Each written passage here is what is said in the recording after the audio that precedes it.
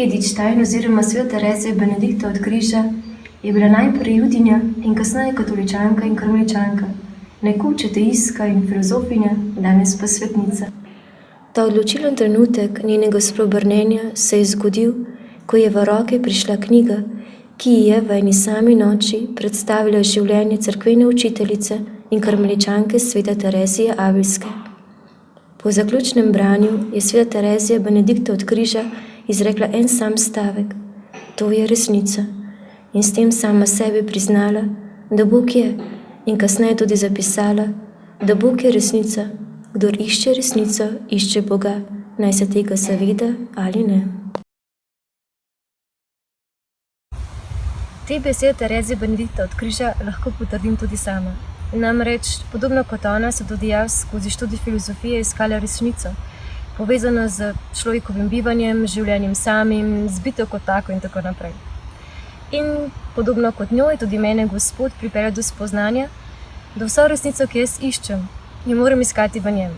Oziroma, mogoče še bolje, da on je tista resnica, ki jo jaz iščem vse povsod. In skozi čas me je pripeljal tudi do spoznanja, da je on živo navzoč v Evharistiji oziroma najsvetejšem zakramentu. In to spoznanje v meni povzročilo neko potrebo po odločitvi, kateri krščanski obliki želim pripadati. Namreč sama sem postala Belčanka pri 16 letih, ampak Boga sem zares začela spoznavati šele, ko sem prišla v stisko krščansko vero. In tako sem tukaj spoznala, da ima Evharistija resnično moč, da je v njej res prisoten Bog. In tako sem skozi notranji boj in s pomočjo Gospoda in na priprošnjo Svete Terezije Benedikta od Križa, ki mi je bila veliko oporo, saj tudi sama bila najprej judinja, potem pa katoličanka, sprejela odločitev, da prestopim v katoliško vero, se vpisala v katehumenat in po opravljenem katehumenatu sem na velikonočno vigilijo 2013 prejela zakrament svetega obhajila in svete birme.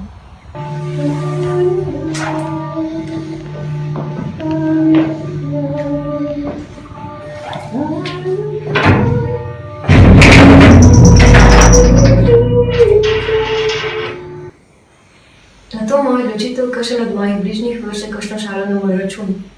Kakšna moja prijateljica se me sramuje zaradi moje vere v Boga. In nekaj takih, ki v moji veri v Boga pravijo, da je tole začasno stanje in me označajo za šibko osebnost.